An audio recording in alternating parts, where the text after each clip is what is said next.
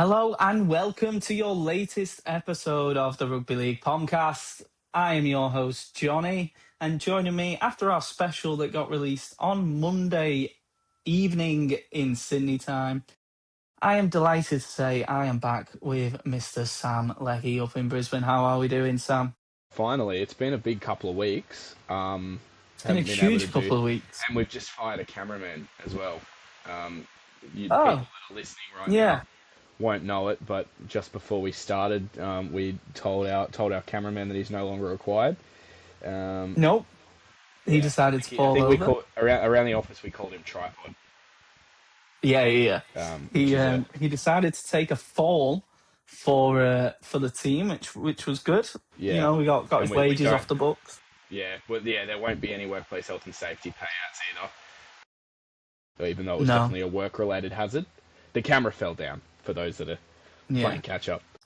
So that intro was well and truly deleted. So you've just got a good old bit of no context right there. But on today's episode, we will be talking the latest developments in the NRL and Super League potential takeover.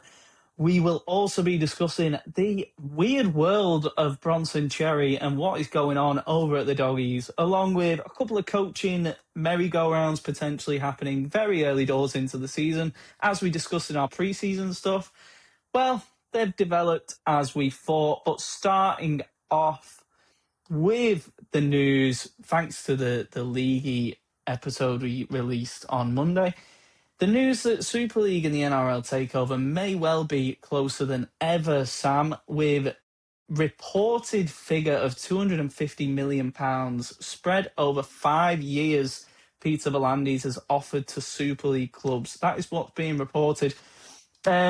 Effectively giving them a deadline until May 2026 to get back to him. They have to say yes, don't they? Yeah, it would make sense. I was just reading before some of the things that some of the club administrators, and I mean, St Helens, unsurprisingly, like Amy McManus, one of the ones that's saying, yeah, sure, we'd be open to it, but they've got to make sure that they know all the detail and how it would all work and everything like that. And you get that, but that's St Helens, right? And we're talking about a comp that's only been won by 4 teams in its entire history, and that there's teams that are constantly struggling, not being able to field teams. Salford last year, for example. I reckon there's a vast majority of clubs and people within the English Football League, but generally around World Rugby League. Like, this is the second biggest competition in World Rugby League, and when it's struggling, I think clubs losing something like £2 million a year, it's stupid not to take it. And especially with the broadcast deal, that and based on his history, I'm happy to take everything that Peter V'landys and Andrew Abdo say at face value. It's going to be a hell of a broadcast deal that gets signed, whichever way it looks, what there is for free to air and on Fox, or whether or not there's different streamings for grand finals and State of Origin and all those certain things that have been spoken about. But it's going to be a big broadcast deal. The NRL's expanding, and I think to have that sort of investment and the administration and control over the game in the UK, that's also going to be a positive, because all the things that we've spoken about when it comes to it, player exchanges and players going between the NRL and the Super League, if they're potentially not playing top flight football in Australia, they can go over and play top level footy in the UK. It's going to improve the international game, because really, other than Australia, New Zealand, Tonga and Samoa, England's the next team, and the team that is the most competitive on the world stage, and that's going to improve. You can create more of an environment for other players from other associate sort of teams to go and play Super League football, and that can be a pathway into the NRL and eventually a stronger international game. I don't think there's a negative for it, other than the fact that the Super League club owners haven't exactly seen the detail and how it would work yet, but I'm sure that'll come. And I mean, $250 million investment, $50 million a year, £50, a year, that's not nothing, and it would be really important for the game. If this is all true, the reported thing is they're going to buy a 33% stake, with the primary requirement being full administration control. The proposal includes a potential restructure, with talks of reducing the competition to 10 teams and down from its recent expansion to 14. Now, that could be a big stumbling block, depending on which teams get the axe. We all know what happens when you piss off certain clubs. Like, it is hard to effectively get them fan bases back on board, and it would take a long time. The improvement goals they want, the UK management that is facing a current train crash, in quote marks, it says, believe they can massively increase the broadcasting, sponsorship, and marketing values. I mean, they absolutely can. They've done it before, and they've done it time and time again. It's gone from strength to strength over the last 15 years in Australia.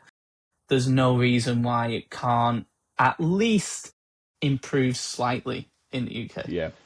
And I think the positive is that the NRL and the ARL Commission have shown what they're capable of. Like, this current iteration of it has shown what they're capable of in creating a sport which people want to go to and people want to watch. Like, the game's numbers have never been higher, the money coming into the game's never been higher, and that's why they think it's a good time to expand and to invest in the Super League. And I think it's a bit different in Australia to the UK. In Australia, you're competing for eyes with and for junior athletes and people to participate with another massive sport in the AFL. In the UK, I feel like if you're born into a rugby league family, you're in a rugby league family. You're not going to lose those rusted on supporters, but you can pick up a lot more on the way if the NRL get their marketing and get their broadcast deal right for the Super League and create a product that people want to go along to. Yeah, absolutely. And that's it. And the product is there. It's just a case of the administration behind it now needing a huge overhaul. And they've got the likes of Veshel and Lockyer now over in the UK that I was just about to oversee say that. it. That's a big vote of confidence if guys like Meshel and Darren Lockyer want to go and invest in a team that's Pumping playing money in the Super League and pump money into that. Like, that's a show of confidence in what could be built there and how many important building blocks are already there. It's just felt like there's been no direction for decades, really, and finally there's an opportunity for there to be that sort of direction. Yeah, absolutely, and it can only be good things. The one potential downside is that the leadership and the front runner for it is apparently Tony Mestrov, who has had a pretty checkered past in administration over in Australia. Yeah. Only proving that it wasn't Tony Mestrov that was the problem. True. This year. I mean, the big one was the way that the Daly Cherry Evans situation was handled, and that Daly Cherry Evans goes on 100% footy to say that, look, I was only offered a 1-year deal. That's not what I asked for. That's not what we wanted. And as a result, I'm not going to be at Manly next year. Look, and then the response to that was for Tony Mestrov to text, I think it was Buzz Rothfield or Brent Reid on NRL 360. NRL 360. Yeah. Like, that was just terribly handled.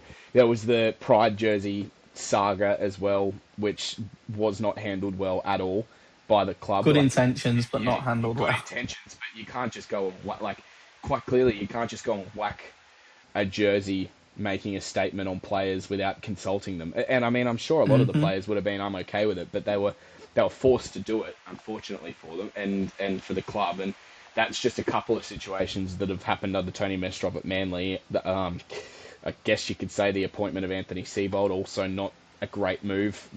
If you look at the last couple of years of the way they've performed on the field. So look, he's got administrative experience, and he has been at a club in Manly, which is a little bit of a basket case anyway, in the way that it's managed behind the scenes. But that's an interesting appointment if they do decide to go that way. I know he's got experience though in the UK, which I think will count. Yeah. For him quite heavily. Yeah, previously played. He played for London and for Wigan as well. Yeah, exactly. So he knows somewhat of the English game, and he'll know a lot about the culture of the game, which I think is important.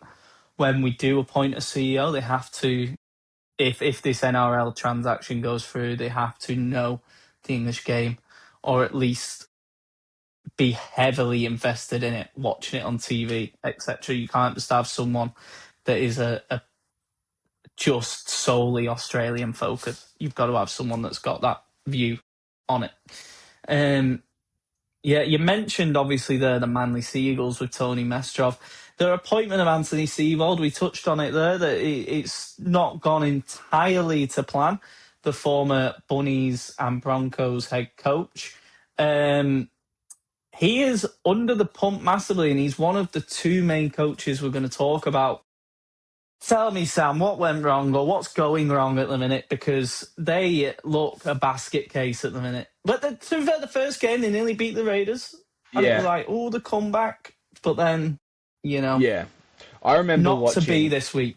I remember scrolling through social media after Manly's first ever game under Anthony Seibold, and one of the comments that was made was Anthony Seibold, the place where defensive structure goes to die. And it was after a game against Penrith where they were just picked apart on both sides of the field. I think it was Cooper Johns might have been one of the players that missed a whole bunch of tackles, and Penrith just demolished the Seagulls in that game. That was 2023, the start of that year when he was appointed as coach of the Seagulls. And yeah, they've won a final. They beat the Bulldogs in that great finals game. Was it last year? God, that seems so long ago now. But it's just, it hasn't been a happy hunting ground for him. And Manly have got a lot of, as we said, a lot of off-field issues, criticisms over the amount of players that are at the club that are managed by one manager, namely Isaac Moses. Criticism over the board. We just spoke about Tony Mestrov and the issues that were happening there. Criticism from the old boys. Manly's old boys are probably the only ones that can rival the Broncos in terms of the amount of influence they have at the club.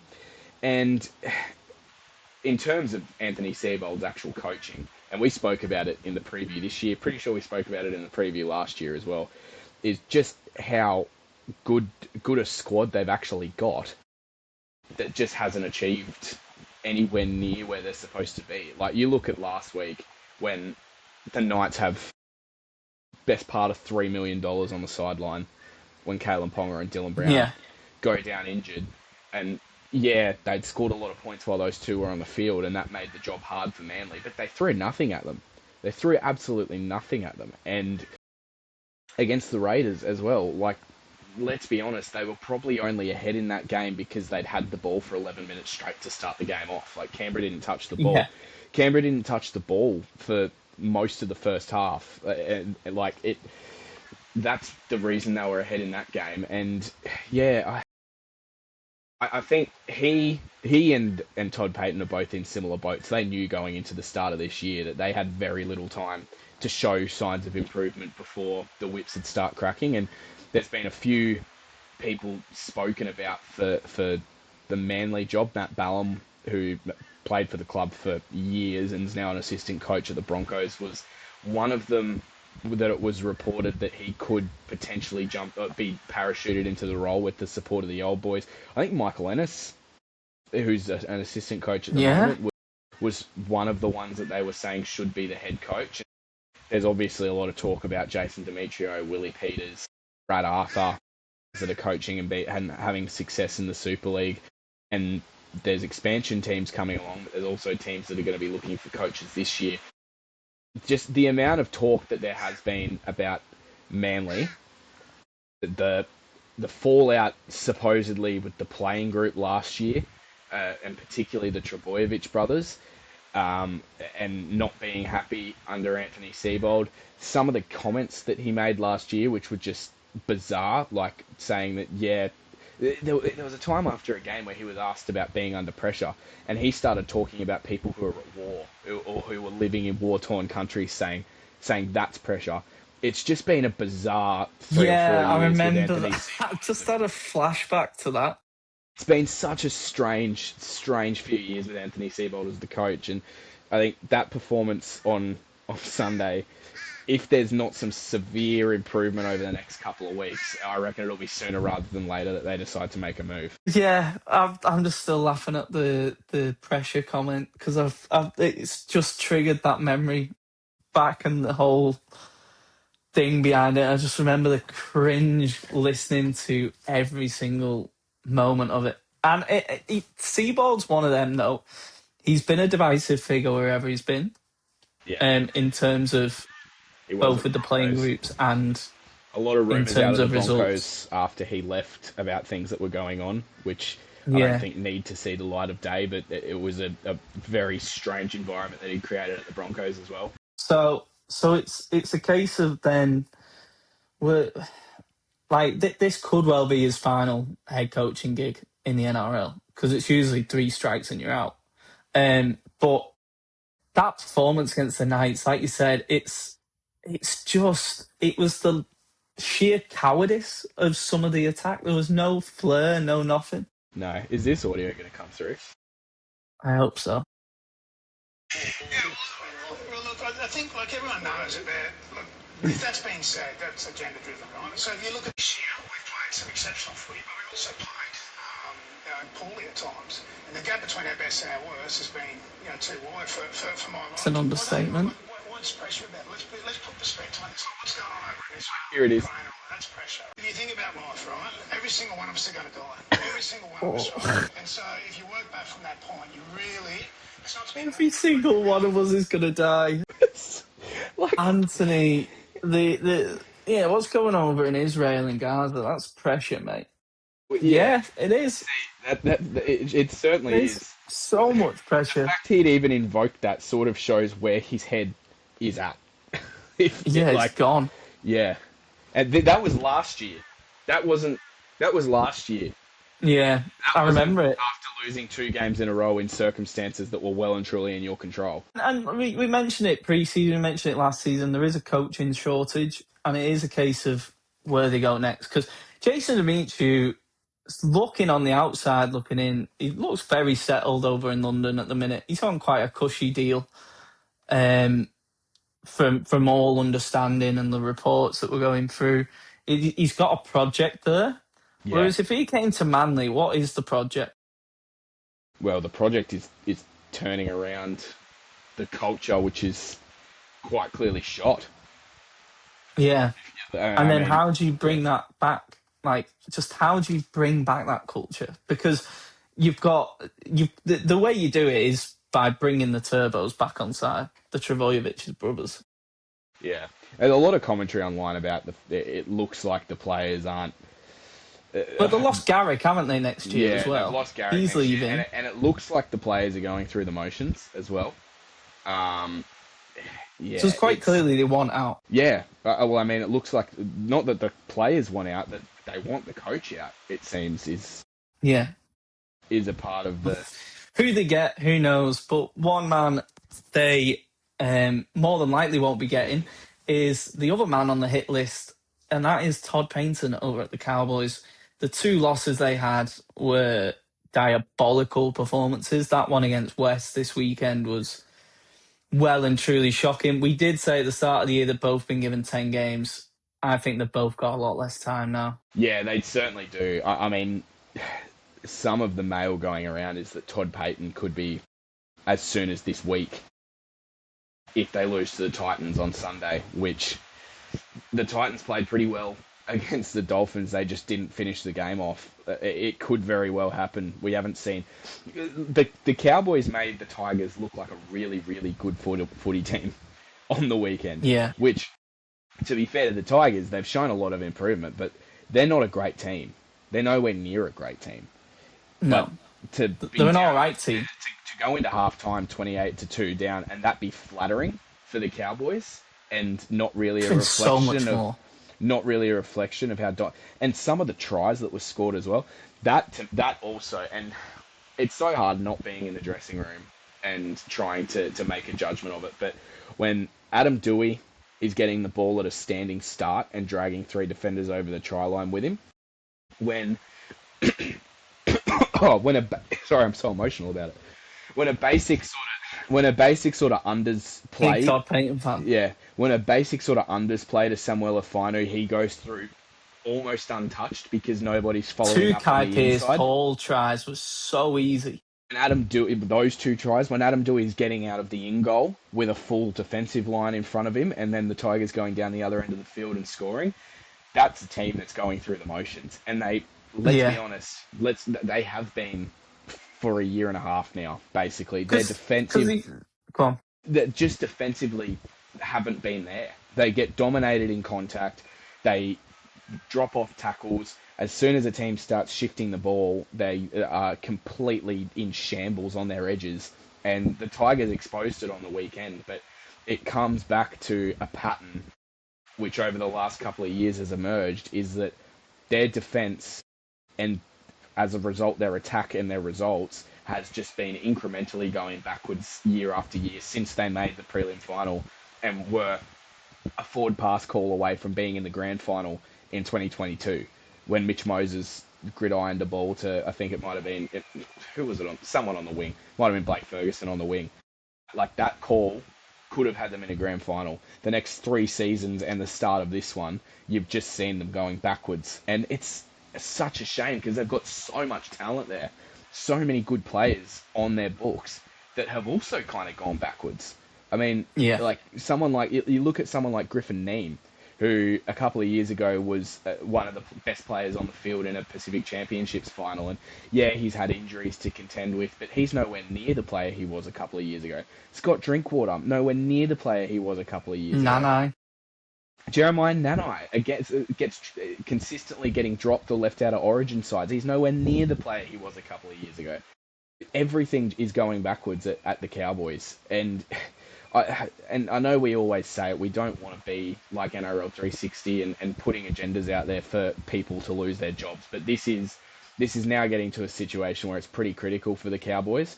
And if you're continually going backwards, there's only one way to go, and that's to change the leadership. They changed all their coaching staff over the off-season. That was where I was about to go. Wellens, and that clearly hasn't made a difference at all. I mean, there's a couple of guys up there like Justin Morgan, who I have a lot of respect for. Who he's highly regarded with the Wars, Hull KR. Yeah, and he's not a part of that setup anymore because they thought that's what needed to change, but quite clearly it's not. No, absolutely, and the coaches they brought in, Paul Wellens and St. Helens, had an outstanding defensive record, and he was a defensive coach up there. That was his tactics. He highly recommended by Christian Wolf, and then you got Blake Green, who's been highly regarded. Yes, Newcastle did have the worst attack in the league last year, and he was their attacking coach, but he is highly rated over here. Look at what he was working with at Newcastle, though, compared to the names on paper that he's supposed to be working with. But look at what Justin's dealing with at Newcastle and how much their attack's changed this year. So it just sums up that a different head coach or a different outlook can completely transform a team. And if it is true, and Green and Wellens are the duo to take over temporarily in the coming weeks, then it's a change that needs to happen, and then it's a case of go get Willie Peters. Yeah. And write the season off and go get Willie Peters. Yeah. He's in terms of the Cowboys, that's the obvious sort of decision to go after Willie Peters and someone that can, because there's clearly a cultural issue there. Defense is, and every player that ever, or former player or coach that ever speaks about defence in rugby league speaks about it being a cultural thing. Look at the Knights and the way they defended on the weekend to win that game against Manly. Like, yes, Manly were terrible. Everyone's fighting for themselves. Like, the Knights everyone's kept showing fighting together. Yeah, the Knights kept showing up play after play to turn Manly away, and that can only be put down to culture, because during the off-season, Justin Holbrook took them out to a coal mine, I think, and out in the Cessnock Hunter Valley way, and was like, these are the people that you're playing for, these are the people you're representing, and that sort of came through in the way that they defended over the weekend. So it's a culture thing. Defense can be a culture thing. The Cowboys, clearly something is wrong culturally for them to be defending it the way they have been. Yeah.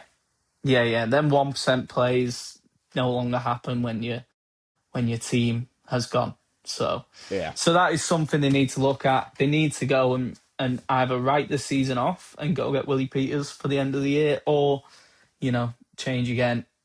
And to be fair, they're pretty much the only two coaches under fire. Newcastle, we mentioned the start of the season under Justin Holbrook. I did mention that they would not be anywhere near the wooden spoon. I think I put them 13th, if I remember right.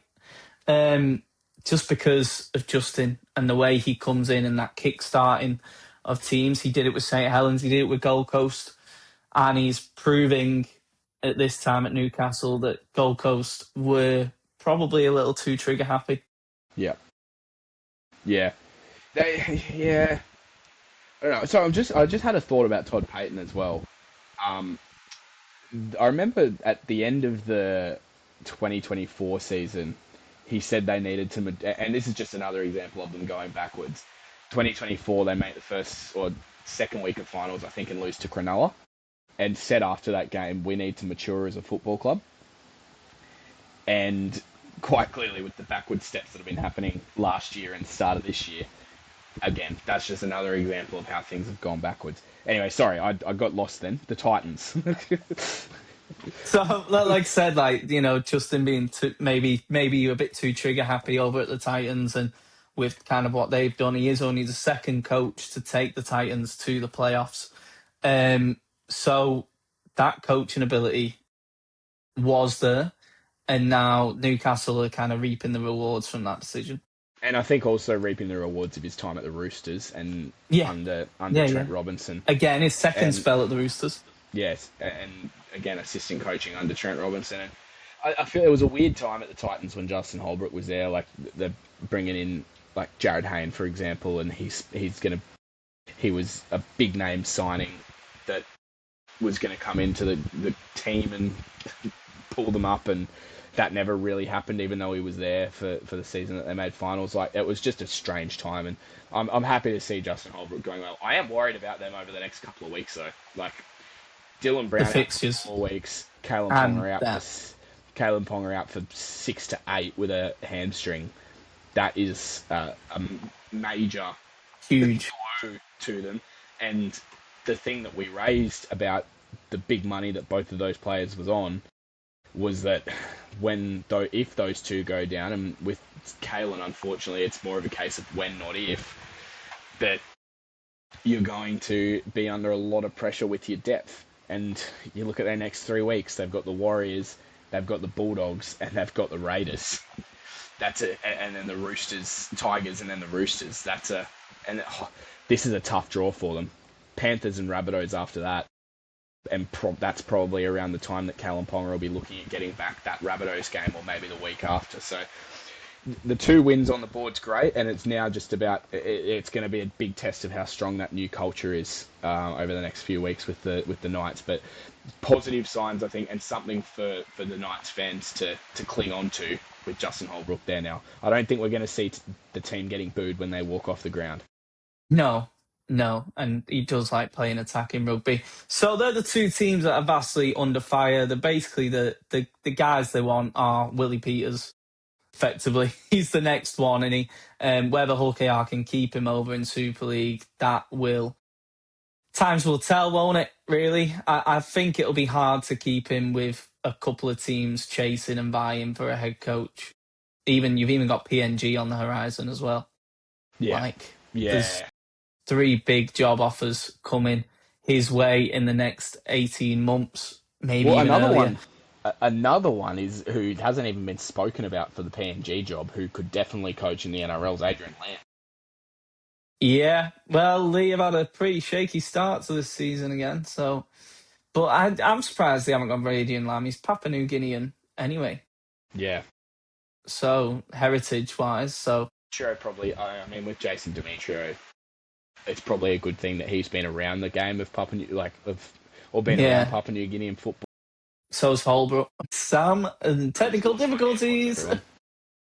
We're going to sack our tech guy now as well. Okay, sweet. I don't really know what this means.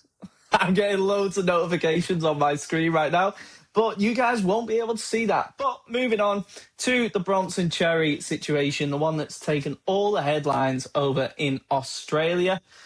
Over in Australia, Bronson Xerri effectively, according to the reports, has asked for an immediate transfer or an immediate release from his contract, or at least till the end of the year. According to reports, the whole thing being that he got dropped for round 3. Is that right? For round 2, sorry. He got told apparently they're not renewing his contract, and then as a triple And then they moved blow, him to the other, moved him to the right centre from his favoured left. Now, Bronson Xerri is a huge player. He's a game changer. He's, they gave him his chance after his steroid bans. It's a weird situation, this one. It is, and I think it started from the being shifted to the other side of the field and moving Burton's centre effectively, long term. From the reports out of the club, it's not. It was a sort of attitude thing after that, and then he was told that he was not going to be picked, and Ari Tuala would be picked instead for this week's game against Canberra, which I think is Thursday night, and it's all sort of kicked off from there. No, he went and had lunch or breakfast with Gus Gould to talk about the situation, and there's a lot of playing reserve grade for someone of Bronson Xerri's talent and standing after his form over the last couple of years is certainly a blow to the pride. But I definitely agree with some of the comments from guys like Willie Mason and James Graham, former Bulldogs, that are saying, suck it up. That's the culture that the Bulldogs have built at the moment. Competitiveness. And if someone like an Ari Tuala is competing for a spot and playing better than Bronson Xerri and gets picked because of him, Bronson Xerri, it's then the onus is on him to go back to reserve grade and perform. And especially a club that gave him a lifeline as well. To come back into the game. There would have been a lot of clubs around the place that were very hesitant to take a punt on Bronson Xerri after the performance-enhancing drugs situation and the sacking from the Sharks and the 4-year ban that he got. Any club that picked him up it was going to be a bold move, but the Bulldogs took that punt on him, and I know that if it's a case that he feels entitled to have that spot now, then if I'm the Bulldogs, I'm going, all right, don't let the door hit you on the way out, because it's not what you want in your culture. Like you said, Matt Burton, they've been speaking of it, it was a lot of talk at the start of the year about how Burton and Galvin were going to work, and one of the solutions that was floated was that Burton plays centre, where he's played rep footy and won a Centre of the Year award. Galvin can play 6, and then you find a halfback, whether it be Mitch Woods or someone else in the squad. So, I mean, for the Bulldogs, I'm honestly, if he's not wanting to be there, they did the same thing with Reid Marnie last year when he kicked up a stink about not getting picked or being picked on the bench with Bailey Hayward sort of being favoured. The Bulldogs have sort of just got to go, you got to take your medicine then. And then the thoughts turn to clubs that he might turn up at. Yeah, and it's one of them, isn't it? And it's just, he's a player that, he always scores, seems to at least. His stats are always there. It's just maybe potentially defensively sometimes he gets let down. Whereas Stephen Crichton, he's not got as many numbers in terms of tries last year for the Doggies, but assists he was high. Assists he was high. He's the best centre in the game, and defensively he is easily the best defensive centre in the game, Stephen Crichton. He reads the game so well, so you're not going to drop him. So Bronson Xerri's numbers in Vegas weren't bad. 16 runs for 153 metres. Had made 25 tackles, only missed 2. But I think there was a try down his edge. Didn't make any errors, but also didn't really have the impact that you'd sort of expect to come from him. And and I think that if all the reports have been believed, it's attitude related based on the moving of him to the other side of the field to accommodate for Stephen Crichton. And whether or not he said, well, is this a move to try and get Matt Burton into the centres potentially? Who knows? But yeah, it's not a situation the Bulldogs want in this it's sort of a delicate phase of their build towards being a premierships right now. You don't want that sort of distraction. And this all came about through a leaked phone call to a journalist that has come from someone, a close friend or whatever. And then on Sunday, Gus Gould's taking him out for breakfast for peace talks, apparently. And it's all like, it just all seems a bit of a pantomime at the moment. It really is. And this is the issue when we talk about contracts, right? And we've been talking about contracts all year because of the Zach Lomax situation and Parramatta standing their ground on the contract and then the terms of release that Zach Lomax signed. But it can go, like, clubs can hardball players and force them out. Absolutely. But players do the same thing to clubs. Like, they can kick up a stink, like what, I don't know, off the top of my head, Francis Molo did a couple of years ago. They can kick up a stink to get moved to another club if they want out. But this is just, the amount of he said, she said, he said, I don't know, is that what we say? In this situation is something that we haven't seen. Yeah. Yeah, and you know what? The Doggies, they'll have more of these as competitiveness and as, every club has them. Every club has these players that, sometimes they just want to be the star. Garnacho, for example, in football. And you know what? It's up to the players to either change their attitudes and adapt with the culture of the clubs, or the club just moves on without them. And there's bound to be someone who will happily fill in that gap and happily compete for a position. And at the end of the day, if you want to win titles, you've got to have competition for places. Because if you don't, then just ruthless. Complacency. You've got to be ruthless as well in situations like this one. Exactly. And I think that is pretty much all the big news this week. Have you got anything else that you've noticed or seen, Sam? Something else I've noticed, there's a lot of people complaining about 6 agains, but I agree with what the NRL said today. If you don't want to have 6 agains blown against you, don't lay in the ruck and don't be offside. It's quite simple. It's quite simple. The game is looking great, and if teams are not having momentum because of the fact that there's 6 agains being blown or awarded against them, then just don't give them away. It's really not that difficult. Yeah.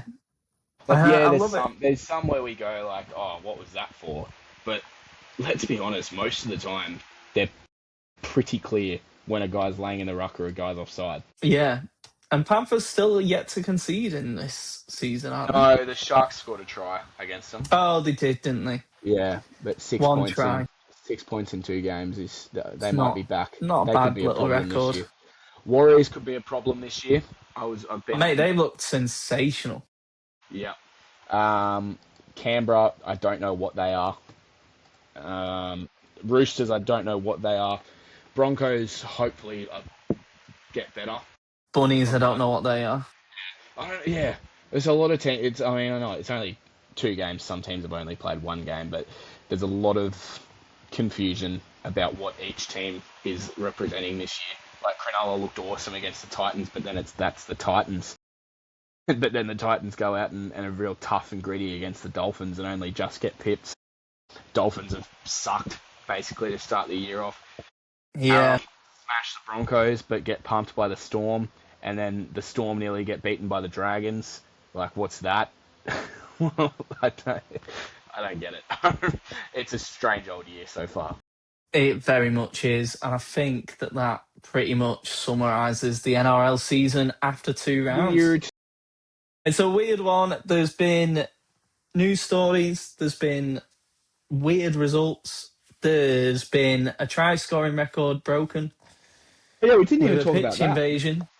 That was 213 tries. I mentioned it in the podcast I did with Leaguey, and how weird it is to see. When you compare it to like Ryan Hall's Super League record, yeah, I think it's 308 he's got, and he had 2 years out of the game, but he is 38 at the same time. Like, it's probably about right with the less games that you guys play over here in comparison as well.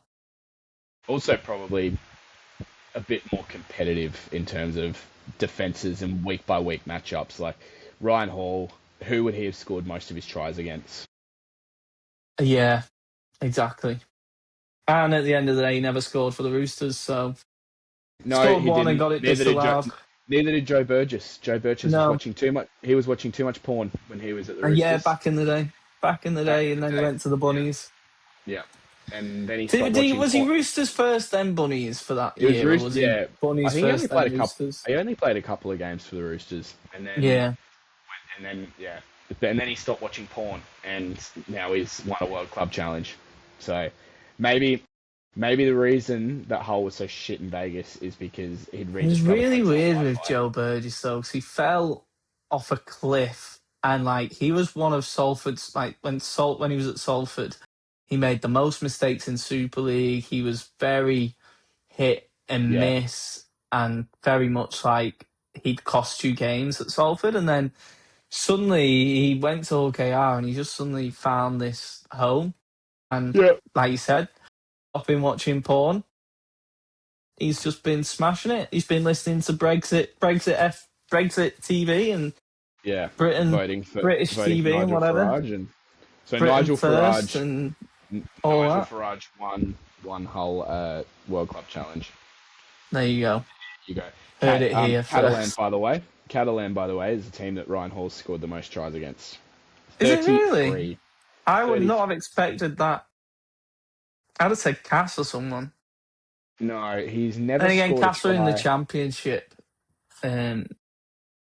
He's never scored a For a try bit. against Doncaster, but he's played one game against them. There you go. Donny kept him scoreless. Yeah. Does that mean Donny are basically like an NRL side? Yeah. Oh, I mean, York could be an NRL side. By that logic. York could be an NRL side too, because they beat Hull KR, or nearly beat Hull KR. Yeah.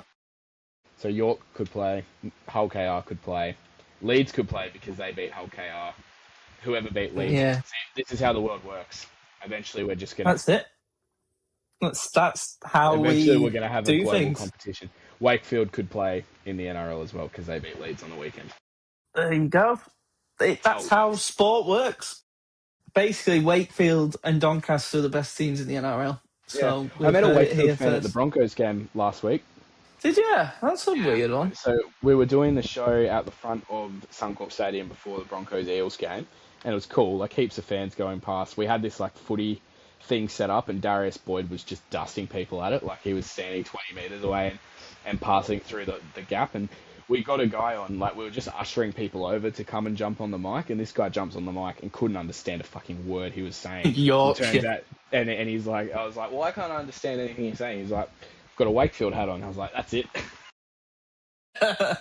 Class. Oh man, and Peaky Blinders movie is out on Friday on Netflix. So what are we doing? Not watching football. Wait. Yeah, literally. That's my day off on Friday, so that is the first thing I'm doing. Sod the beach. I'm going to get up and watch the Peaky Blinders movie. Very good plan. I was tempted to go to the cinema yesterday and watch it. However, I bailed on that decision because I was like, I can save $23 on just watching it on Friday in my living room on a massive TV. So that is the plan. In your pajamas with a bag of Doritos on your chest. Oh mate, I've got a big bag of prawn cocktail crisps from the UK section of Woolies, and I am frothing to get them demolished on Friday watching that. I've got a pot noodle. I've got all my British snacks ready to go. You know what we need in Australia? Full. And it's St. Paddy's Day, so I reckon it's a great way to say it, or a great Spice time bag. to say it. Spice bags in Australia. Please. You can get them in some Irish pubs. I've had a couple. They're not quite the same as your salt and pepper chicken and curry sauce in the UK, but they do go all right. There's one in Campbelltown, actually, that I may well go and get. There's an Irish pub in Campbelltown. I may well go to the pub today and get a spice bag. I mean, why not? Celebrate the life of St. Patrick. I'm sorry for what I've done to your bank account. Yeah, it's going to be about $30, but you know. Go to the pub, get a spice bag, and tip a Guinness on the floor because it's foul. Yeah, it's not the best over here. But also, no one knows how to pour them properly, apart from in one Irish bar in Sydney that I found, where they actually pour it okay, so there's no Guinness, there's no air in the head. The amount of them that hold it tilted too long, and it's fuck's sake. Stupid Australians. Stupid Aussies. I had a few good ones in Melbourne. Melbourne were good at it. So, that Irish Times pub that you sent me to was a good Guinness. Yeah, you're welcome. So, there you go. And this has been the Rugby League Pom-Cast. We digress. This has been the Rugby League Pom-Cast. We've gone off at the end as we usually do. I hope to catch you next week. If not, it'll be the week after. I've been Johnny. He's been Sam. Remember to like, subscribe, follow, all that jazz, and we'll see you next time. What he said.